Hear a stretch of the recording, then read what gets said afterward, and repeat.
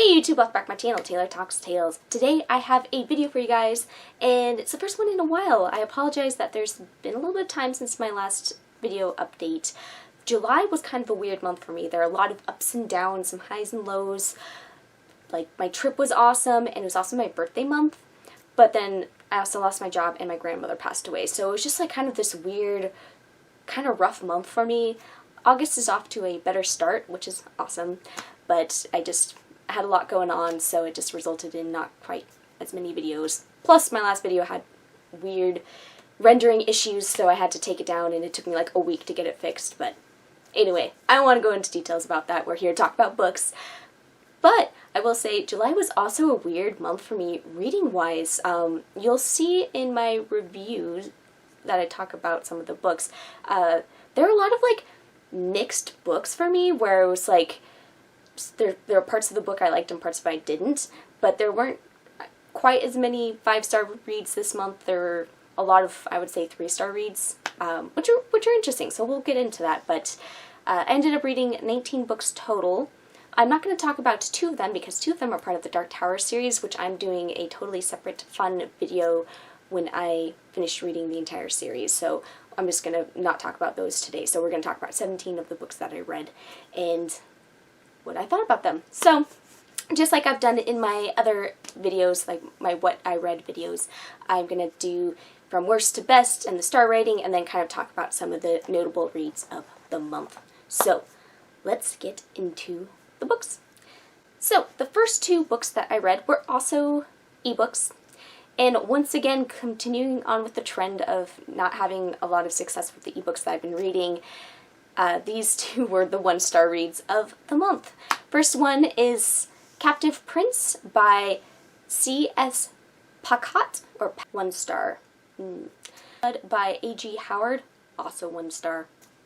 Now we get into the physical books. I read My Absolute Darling. This is a reread, but I want to talk about it. I gave this a 3 star. The Wise Friend by Ramsey Campbell, 3 stars. The Other Side of Lost by Jesse Kirby, 3 stars. The Deep by Nick Cutter, 3.5 stars. The Worst Is Yet to Come by S.P. Mizowski, 3.5 stars. The Edge of Everything by Nora Shalloway Carpenter, 3.75 stars. The Art of Breaking Things by Laura Simpson, 4 stars. Agnes at the End of the World by Kelly McWilliams, 4 stars. Devolution by Max Brooks, 4.25 stars. Ancient Sorceries and Other Weird Stories by Algernon Blackwood, 4.5 stars. By Meredith Russo, 4.5 stars. By Peter Straub, 4.5 stars. A Song by Paul Tremblay, 4.5 stars. Home Before Dark by Riley Sager, 5 stars. By Adam Cesar, 5 stars.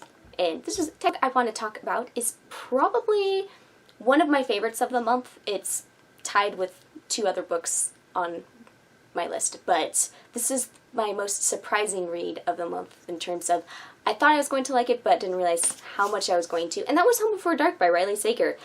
I enjoyed this one quite a bit, and it's really interesting because I just remember the first time I read a Riley Sager book, it was Final Girls, and it wasn't horrible, but it wasn't one of my favorites. But since then, and this is one of the reasons why I always give authors a second, oftentimes a third, or maybe even a 4th chance, because just because they have one dud in there doesn't mean that you have to write them off. And so I'm really glad that I've continued to read his stories, because I really enjoy his thrillers. I like the way he writes them.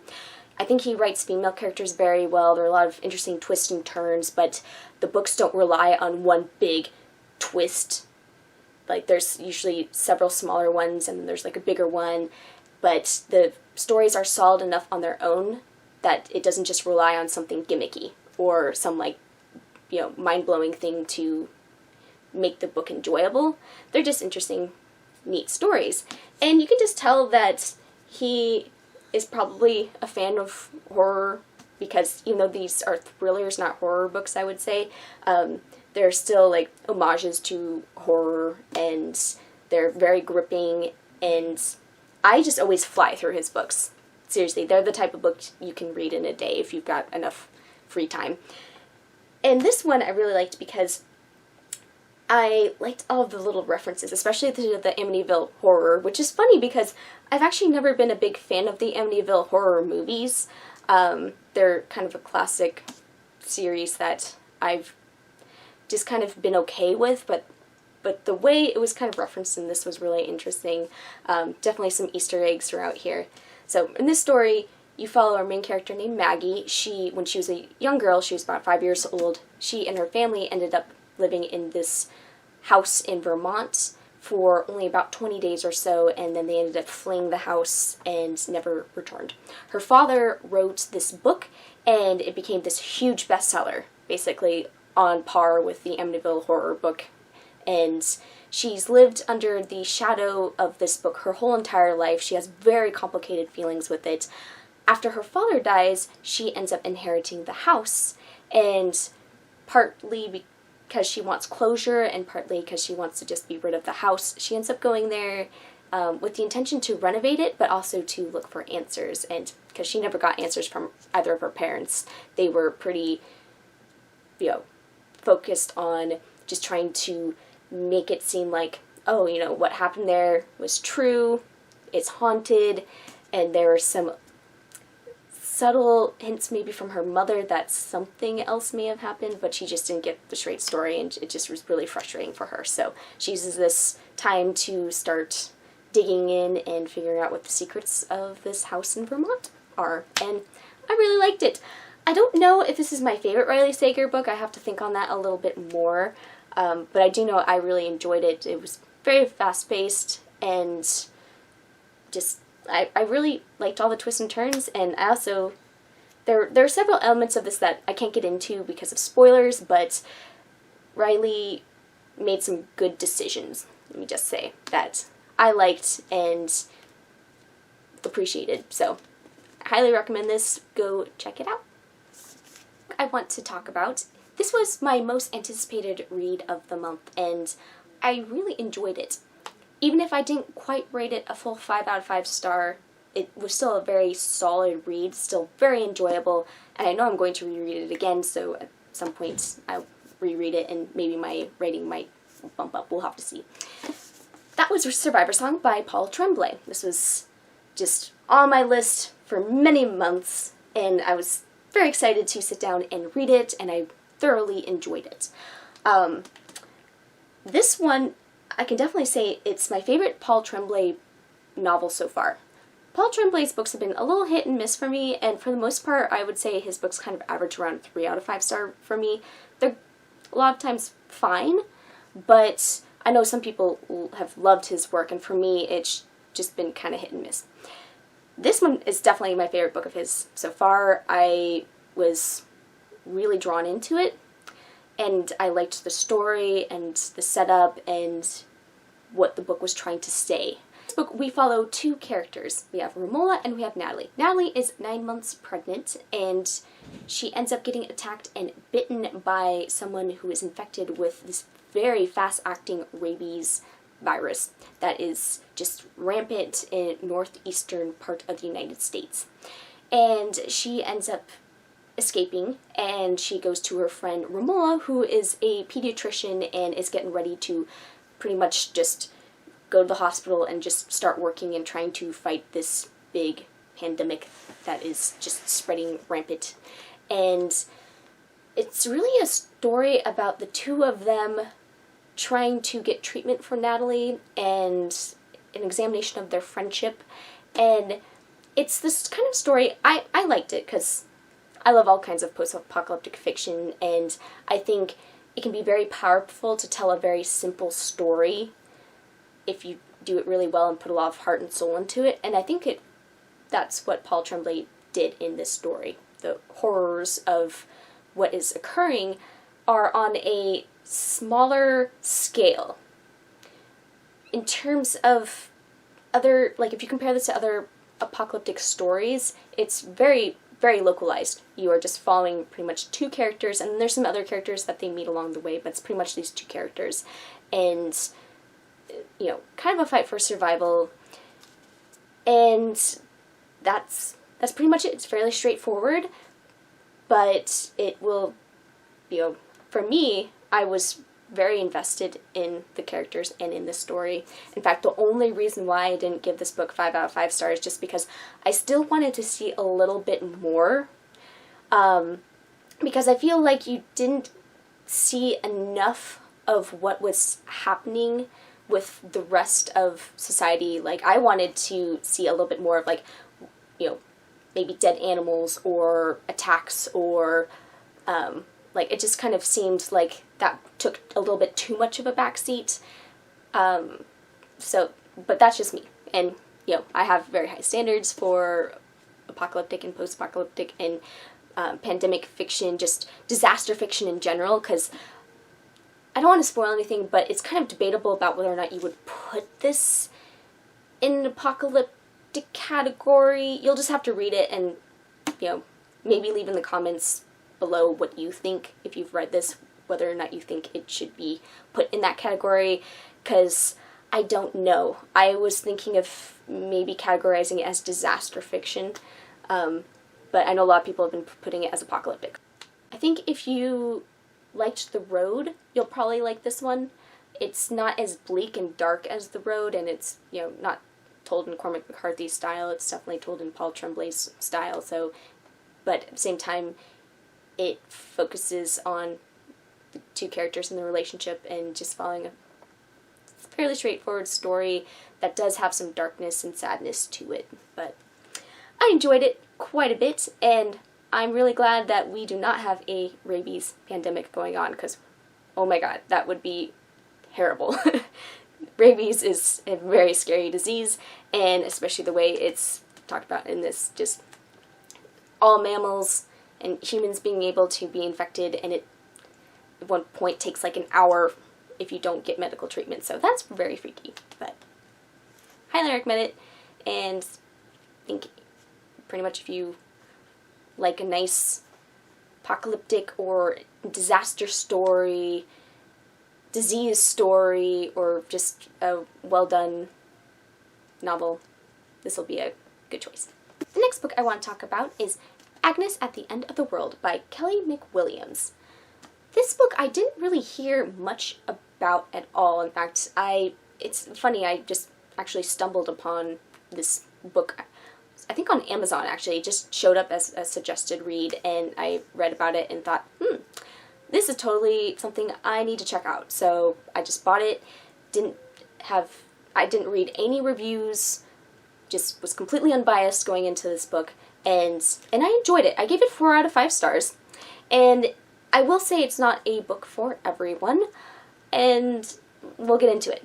So this book follows our two main characters. We have Agnes and we have her sister Beth, and they have been living in this just very fundamentalist sort of Christian cult, and they essentially have to pray away sickness. They can't have modern medicine. They're very strict, and especially difficult for the women in this community. The men have a little bit more freedom, but it's just kind of rough for everybody. There's polygamy, a lot of people die, and the pastor, you can just tell he's corrupt. That's not a spoiler. You just read the first few chapters and you just know something is very much up. And it's really about Agnes at the beginning and her decision that, you know, she has faith, but she has a complicated relationship that she doesn't really want to share with other people because she loves her youngest brother, who is type 1 diabetic.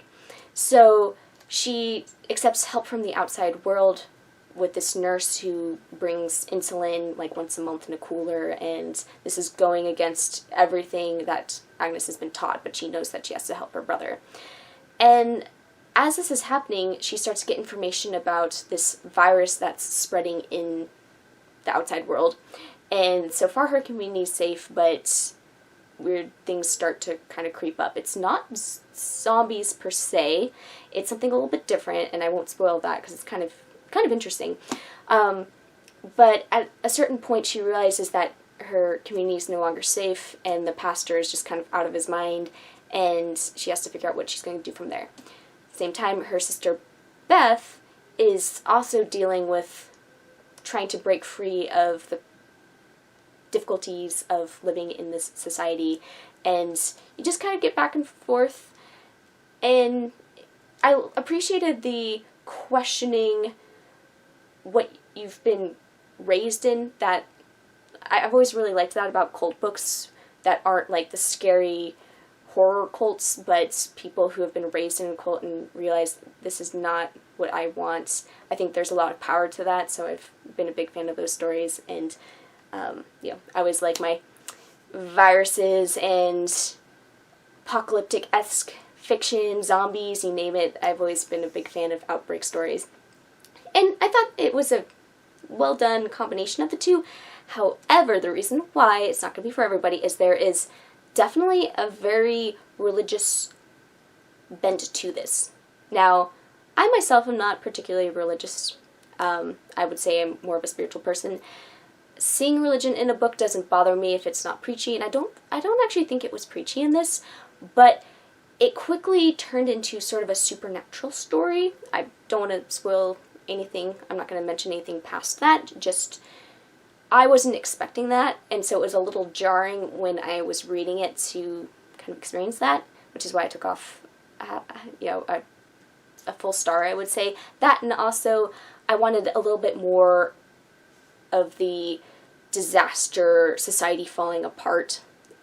Once it got to a certain point, I was expecting that, and I didn't get enough of it.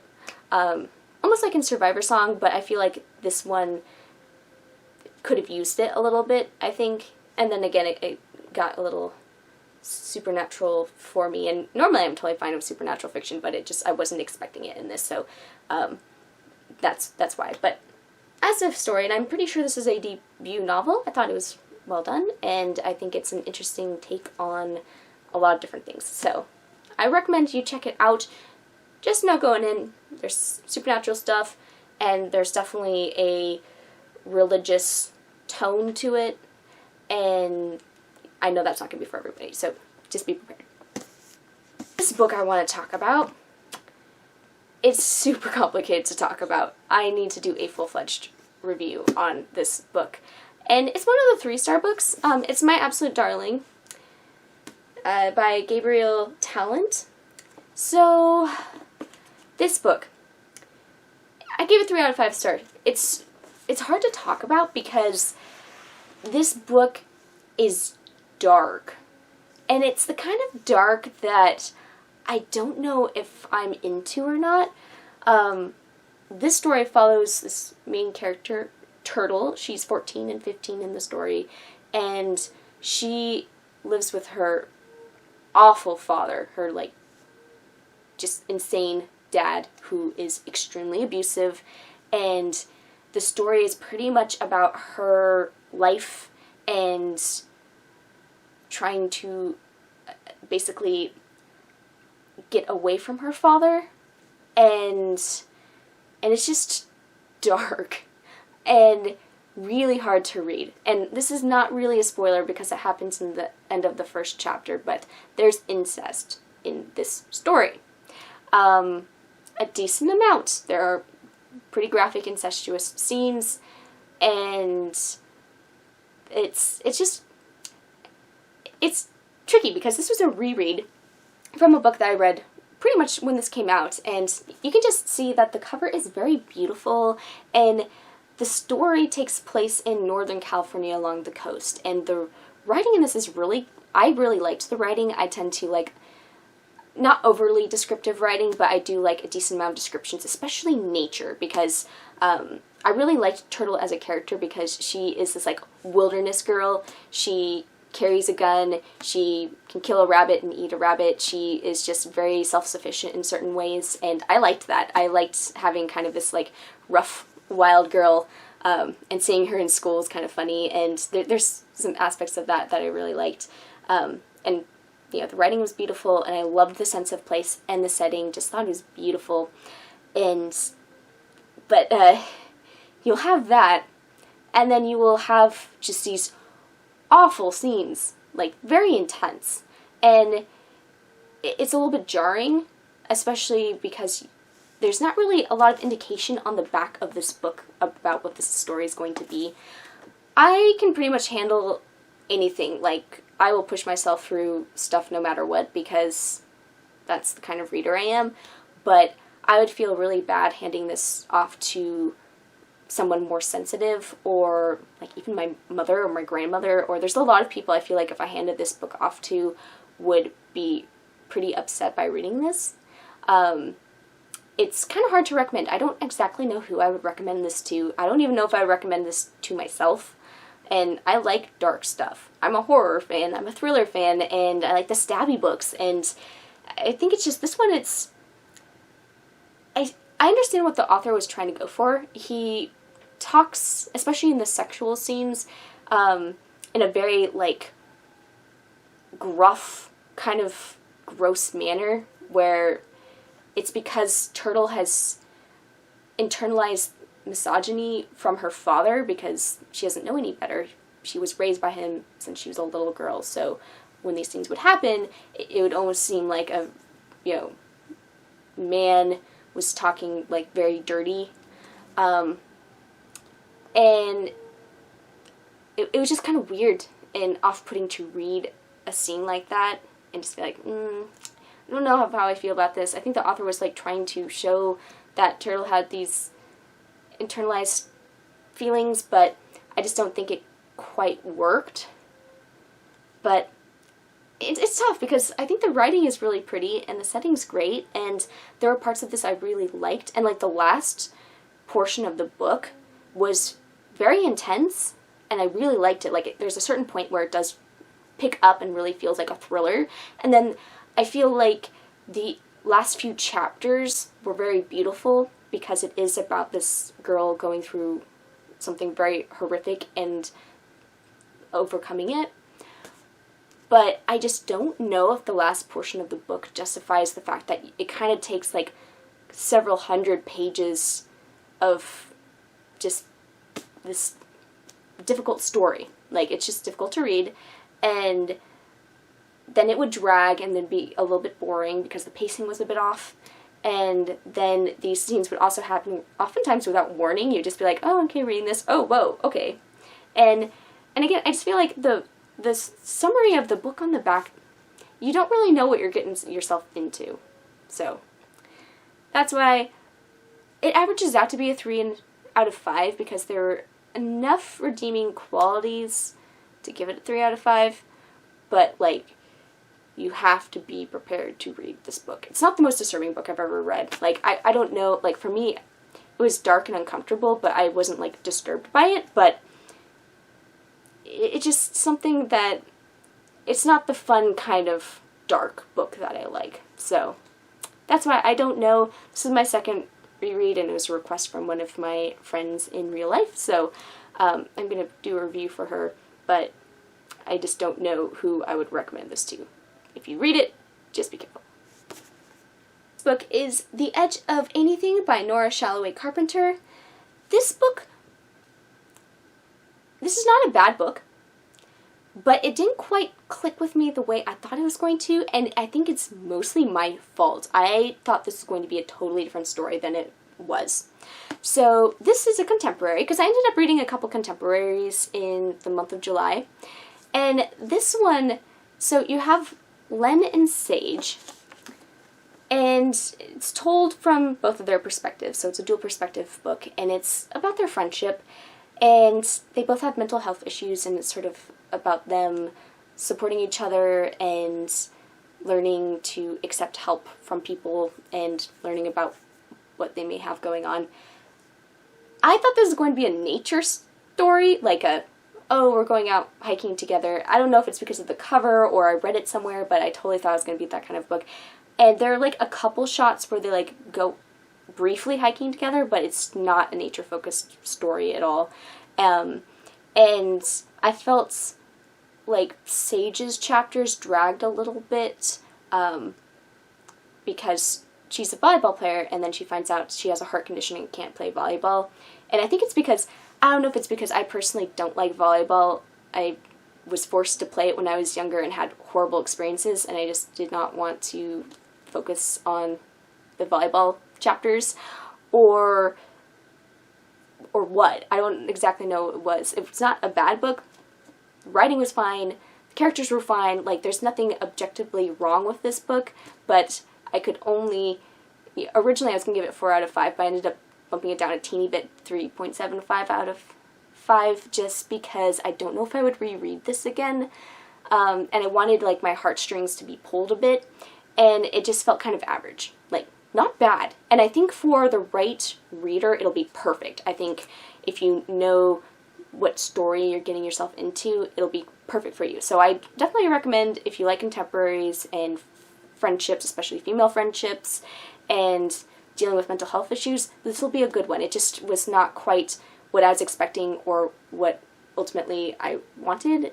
And I like the hard-hitting contemporaries, and I don't know, this one was just a little off for me. And it really is a case of it's me, not the book. Okay, next one is The Worst Is Yet to Come by S.P. Mizowski. This one is interesting to review, because this is almost kind of like how I feel, like there are several books that I read this month. This one, I really liked a good chunk of it. I really liked the writing, and this book takes place in small town Western Washington, and the author captured it perfectly. Like, as someone who lives in small town Western Washington, I'm like, yes, you've gotten this right. Absolutely. And I liked the characters, the descriptions. There were a lot of very creepy scenes.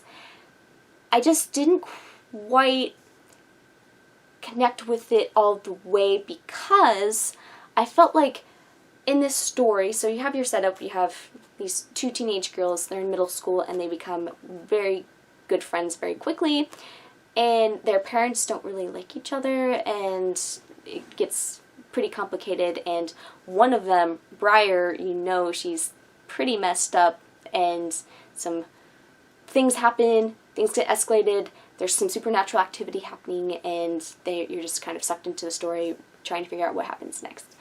And I feel like there was some mythology, there was some story behind the story that we almost had like our toes in, but not our full body in. Like, I could just sense it, like there was something more to it, and I wanted to know what that was. So I just felt like the book was kind of holding back, and then the ending was super rushed. I just remember getting towards the very end, and I'm like, wait, what? Is there more to this? Is this going to be a series? And I don't think so, but that's what prevented me from rating it higher, because I gave it 3.75 out of 5. Still good. And I still recommend horror fans check it out, because it was worth it. Like, there were some very creepy scenes, and the atmosphere was very well done. Loved the atmosphere, and there were just so many parts of this that I really loved. It was just a couple frustrating things that kept it from being rated higher, and I'm interested to read more from this author, and like if she, I don't know, went back and did like an expanded edition of this and kind of explored a little bit more of what I wanted to see and explain things a little bit better, because there were some things that were kind of left unresolved / not really addressed, which is fine. I'm not somebody who needs to have every single thing answered in the story, but I felt like there's a little bit too much of that in this. But still, great atmosphere, creepy imagery, very unique, and also, if you live in Western Washington, you should read this, because I really felt like she did a good job capturing what it's like to live in a town that's kind of outside of Seattle. Like, there are just some references to things that I'm just like, yes. Either she lives in Washington or has lived in Washington, because she just got it perfectly. So that's why I still recommend checking it out, even if it wasn't one of my favorite reads of the month. I want to briefly talk about, and it's another contemporary, because I ended up reading 4. Part of the reason why I ended up reading so many contemporaries this month, even though it's not my genre of choice, is I had like a trunk full of some books that I had to take back at the library, and I realized there were like at least 5 or 6 books I hadn't read, and I just figured I should read them before I returned them.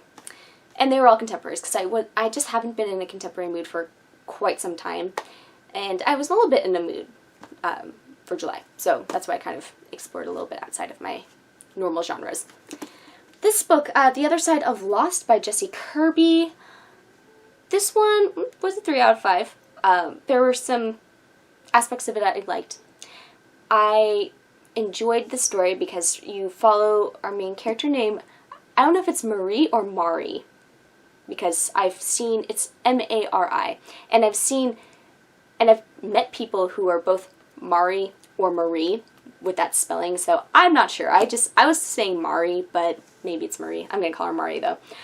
And Mari, she is like one of those Instagram model influencer people, and she's kind of living a fake life. Like, she and her boyfriend aren't really together, but they're together because it looks good for their image. So it's like very image focused and very internet focused, but she starts to feel very lonely, and then her cousin dies, and she was close to her cousin when she was younger, but they kind of grew apart because her cousin was very outdoorsy, very like authentic and real, and just living her best life. And her cousin dies while training to do the John Muir Trail, basically, which is 211 miles through Yosemite. Mari decides she receives her cousin's gear and boots in the mail along with her cousin's notebook from her aunt. And so she decides one day that she's going to delete her social media and kind of go take off into the wilderness and do the John Muir Trail. And I was totally down for that idea.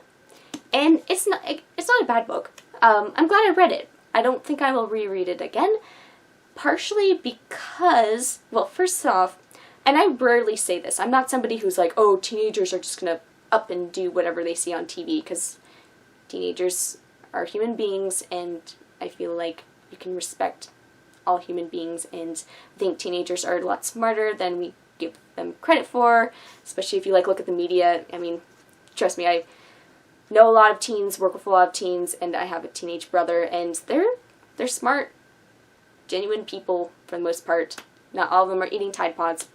This is the one case, though, where I kind of feel like I could see some teenagers reading this book and being like, hey, I want to just go up and do this 211-mile trail. Because Mari is 100% not prepared for what happens. And it's kind of glossed over the fact that she was just not prepared.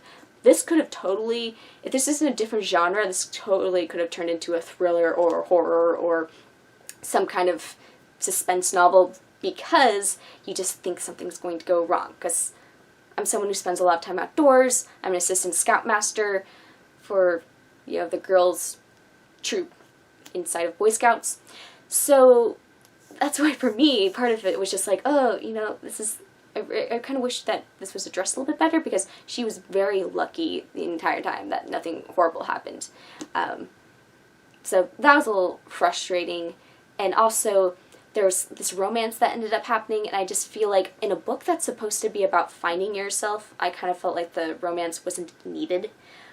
It's not like the romantic interest was bad. I thought he was nice.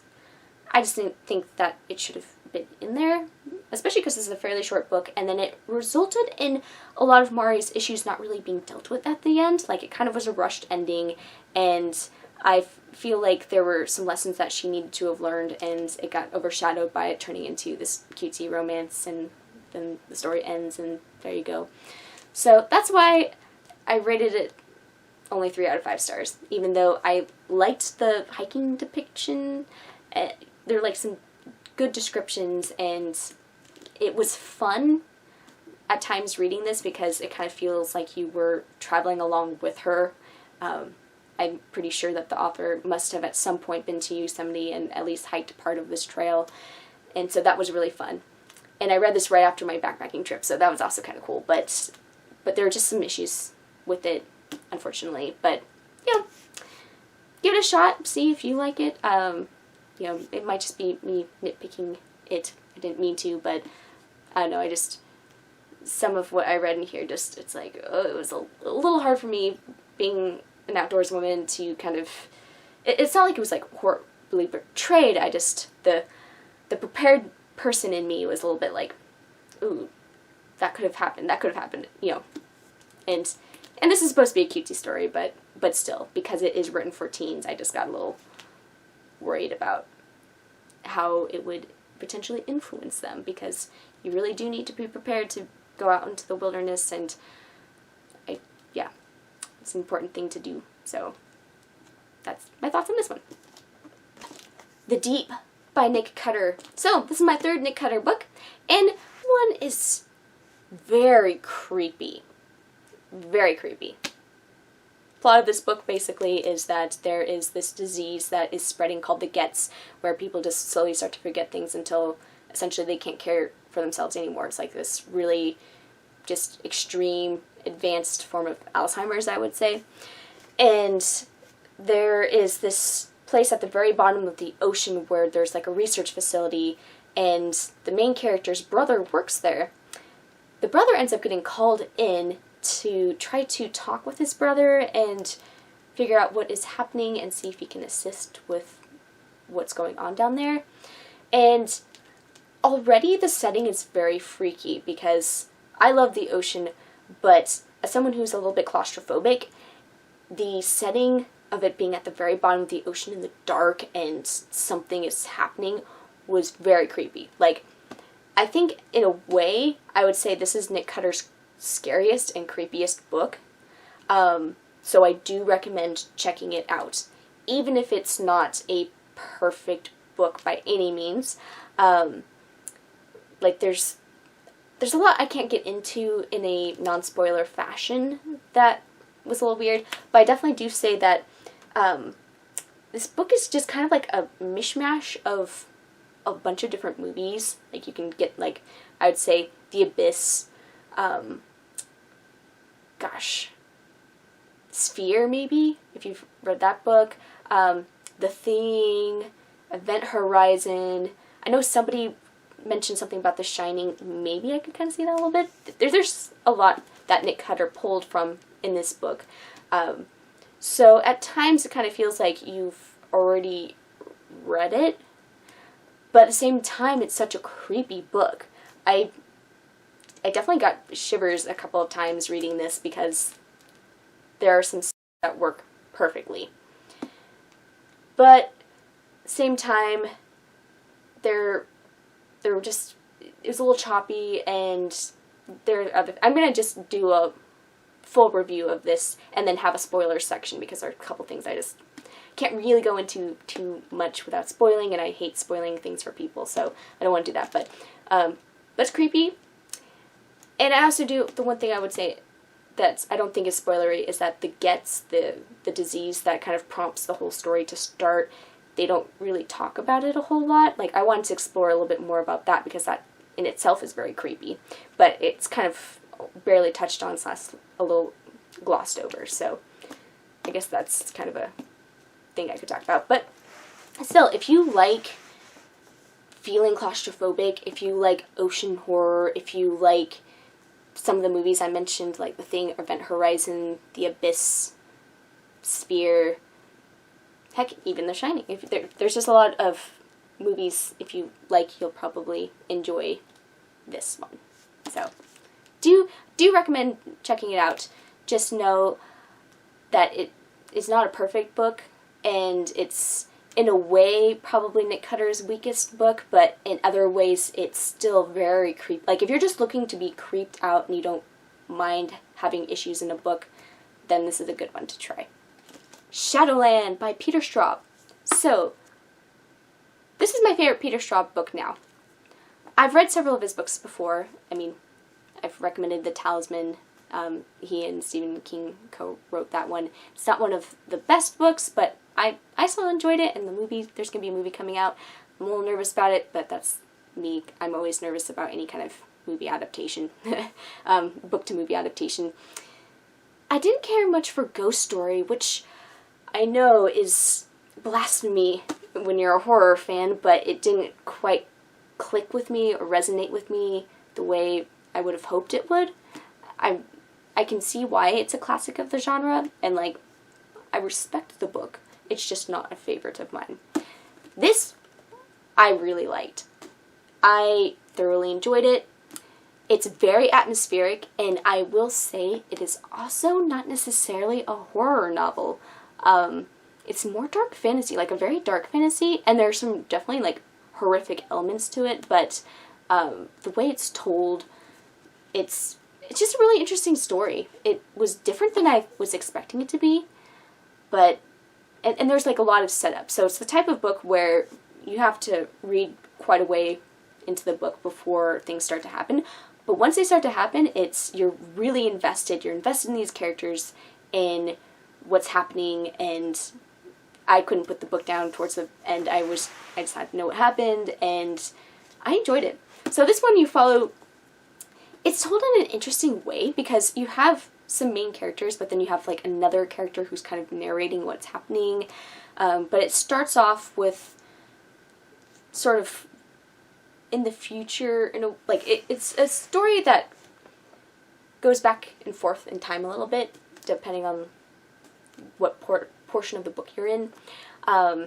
But it has to do with magic and training to be a magician, and you follow these two main boys and sort of their quest to learn magic. And it sounds a little cheesy when you're describing that, but I think this is the kind of book where you should just go into it not knowing a whole lot about it. Like, literally, I started this book, all I knew was what the back of the book said, which doesn't even really tell you that much. It talks about, like, learning secrets best left unlearned, entering a world of incalculable evil more ancient than death itself. So, I seriously didn't know a whole lot about it, and I kind of liked that. I don't tend to like it when a book or a movie tells you too much when you go into the story and you're like, wait a minute, you told me half the plot of the book.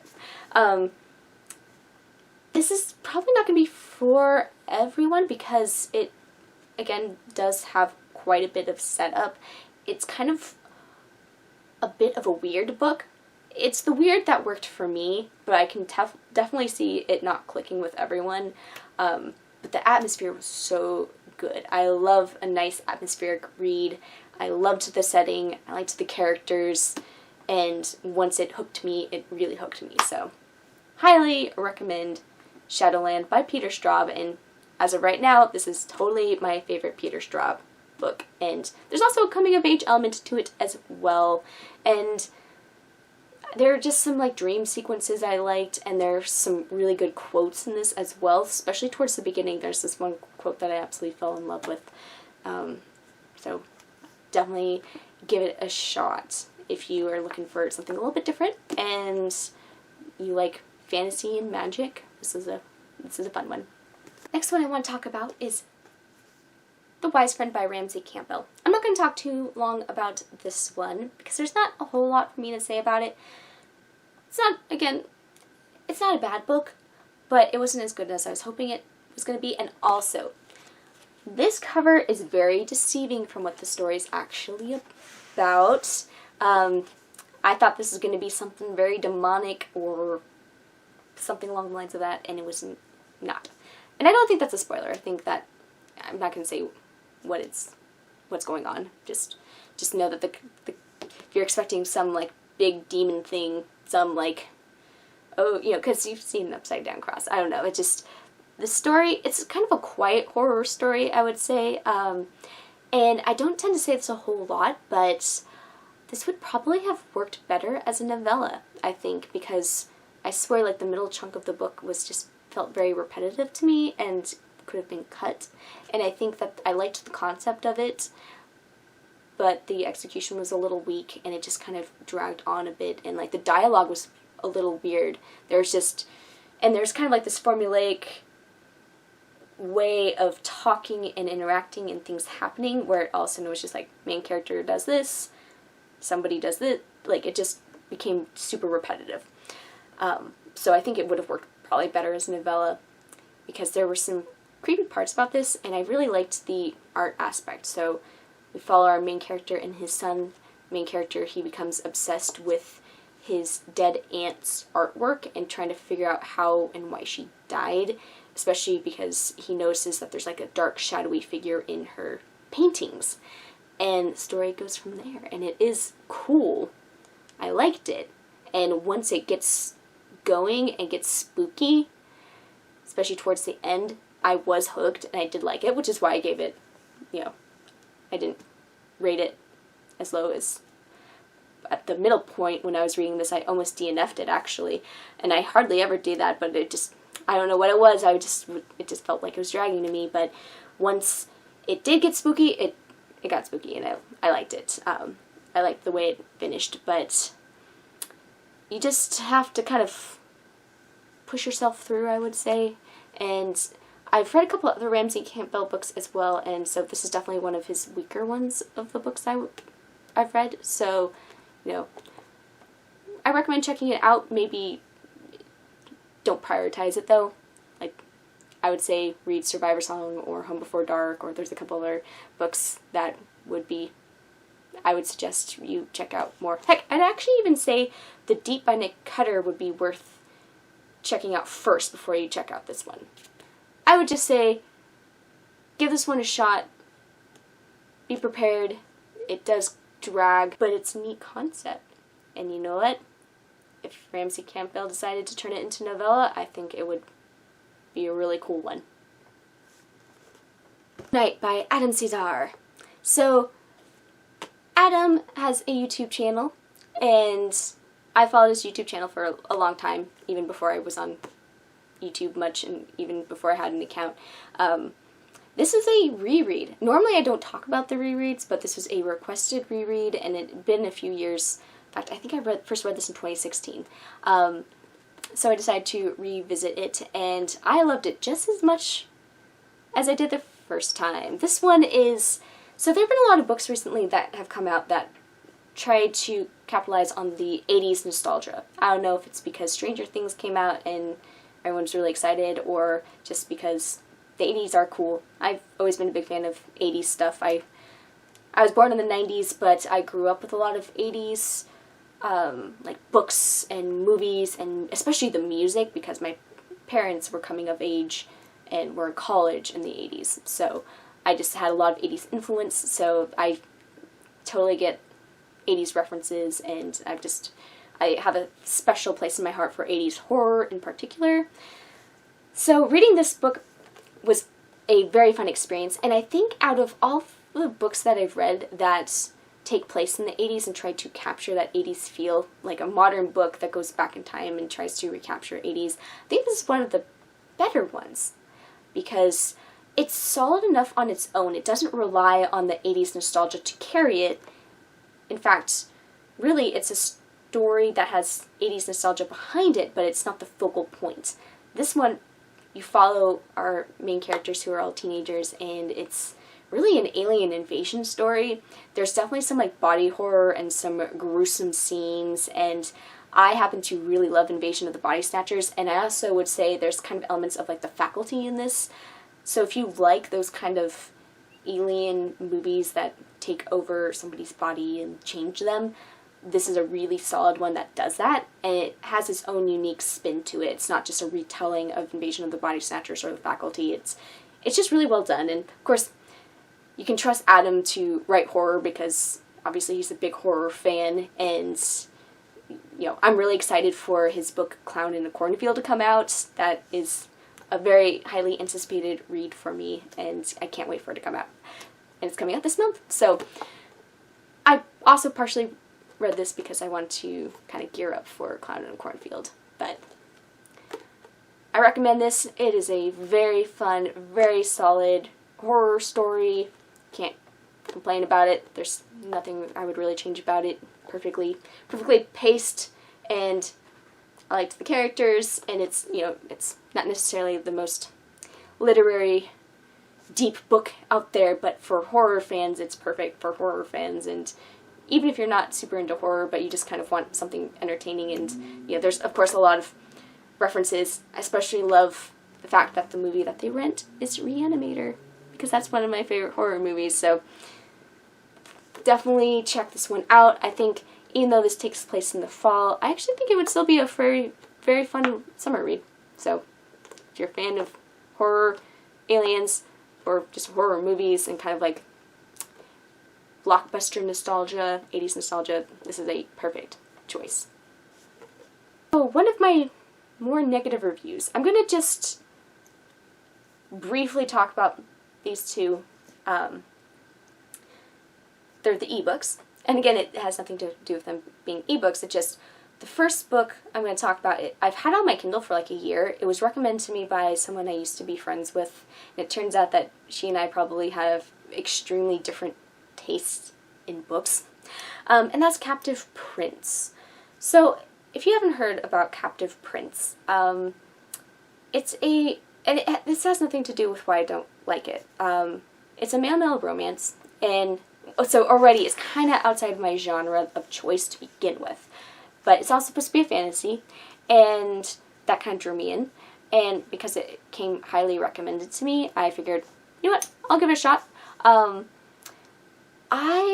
What's kind of bothering me is the fact that there are a lot of elements of this story that I don't know why it's okay and why so many people are overlooking the issues that this book has. And I'm not shaming anybody who likes this. It's totally fine if you like it. You are not a bad person at all. But for me, it's difficult to see why someone would like it, because it's really, so there's just a lot of, there's not really a lot of world building or plot or anything that I would expect in a fantasy novel. It's not really a fantasy. They just kind of slapped fantasy on this book. But pretty much it's about our main character. He gets abducted and taken to another country, and he's basically this captive. And in this society, everybody is like either a slave owner or a sex slave, or there's some stuff happening in this society and we don't really know why, because again, there's not really good world building or just development. It was very bare bones. And really it's just all like, just, it's sexual assault what's happening.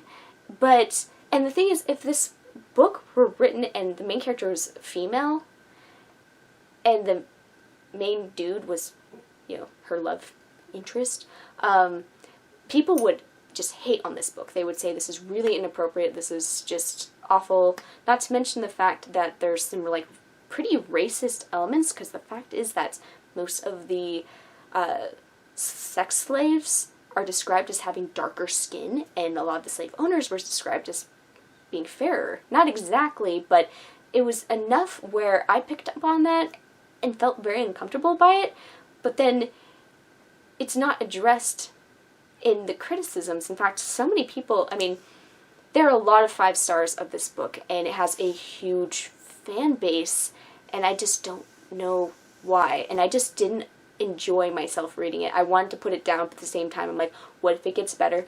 What if it gets justified? What if something happens? And it didn't. I mean, there's a 13-year-old boy who gets assaulted, the main character gets assaulted, and for me, it was just, no. And I'm not somebody, I don't consider myself to be a prude. I just don't like double standards, and I feel like there are other male-male romances out there. I've read a few. It's, again, not my genre of choice, but there are some that are really well done, and I think it's because, like TJ Klune, for instance, he writes male-male romances, and he does a good job, and there's consent, because the whole thing is, this book, it's between a slave and a slave owner, and it's just a very uncomfortable dynamic that I just could not get behind. And again, it's a very beloved series, but there are a lot of things that I could criticize about it. I did not enjoy it. I'm not going to continue with the series. I deleted the book off my Kindle because I just there was just nothing in it for me whatsoever. Yeah, I can totally do a full-length review on it, and again, if you like it, it's totally for you. Like, that's up to you, and I'm not trying to make you feel bad if you do like it. I do know so many people love it, but for me, there's no way I would ever enjoy this. Even if people were saying it gets better in the second and third, it's not for me. So, let's move on. The other book I didn't like, it's a little bit easier to talk about, and that's Roseblood. pretty much it's just a really bad retelling of Phantom of the Opera. I love Phantom of the Opera. I'm not a big musical fan, but I love Phantom of the Opera and Sweeney Todd. Ooh. So I went into it not knowing what to expect. This was also kind of a surprise book where I'm like, oh, I've got this. Why didn't I read it? It's just really just poorly done in a very generic way. Like, it's so tropey and so basic YA. Like, if you read this book, you would just kind of, it could have been cool. Like, I like the concept of a retelling of Phantom of the Opera. I feel like we could use a couple of really interesting retellings because it's a story I like. And you can make it very creepy, or you can make it, there's a lot you can do, I think, with a retelling of Phantom of the Opera, but in a way I almost wondered if the author even really knew the story and like the point of the story, and I don't know.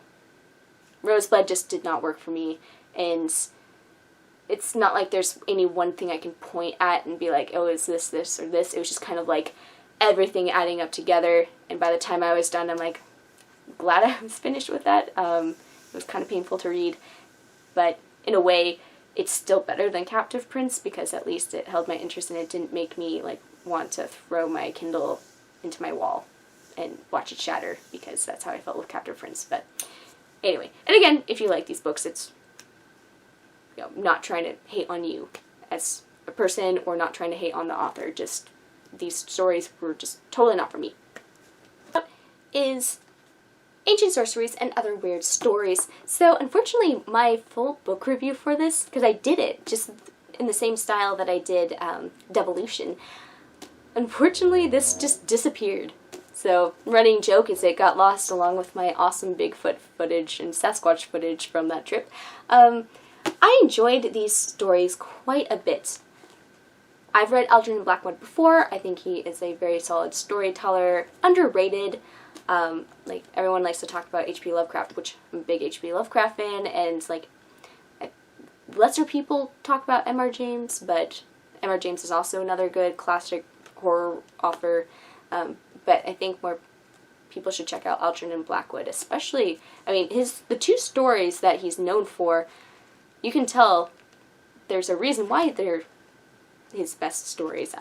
I enjoyed both. It's hard for me to pick between which one I would say, The Willers or The Wendigo, but I enjoyed both. I will say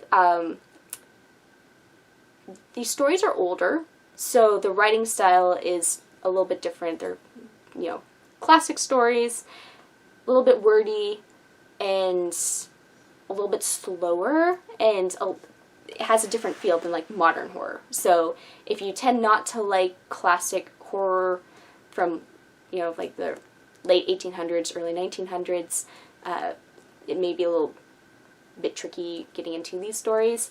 I still liked them. I think they're still relevant to modern readers if you just kind of know that the narration is a little different from kind of a modern narration style, but I liked it, and especially too, I really enjoyed reading wilderness stories set in the wilderness, and it's worth checking out. I liked the other stories as well, but you know, if you're only going to read The Willows and the Wendigo, that's totally fine too. But you know, all the stories were pretty enjoyable, and yeah, that's all I'm pretty much going to say about Algernon Blackwood. Just check it out if you're looking for some good classic horror, and thank you so much for watching my video. And I know I didn't quite get to every single book that I wanted to talk about, but I don't want this to be too long, and those are kind of the more notable stories, I would say. And I definitely am going to be getting my book haul and TBR video uploaded very soon, so stay tuned for that, especially because my local library is now doing curbside pickup again. So I've gone a little crazy and checked out a bunch of books, so I'm going to have a ton of books to show you. I'm not going to do it all in one video, it'll be over a couple of different videos, so you have that to look forward to. And I've got a bunch of book reviews that I've been working on that I just need to kind of edit a little bit and then get those uploaded. So August is going to have a lot more content than July did.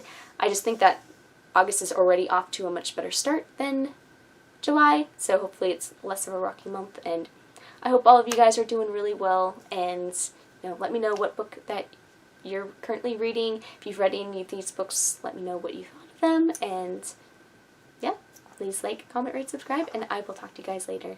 Thanks.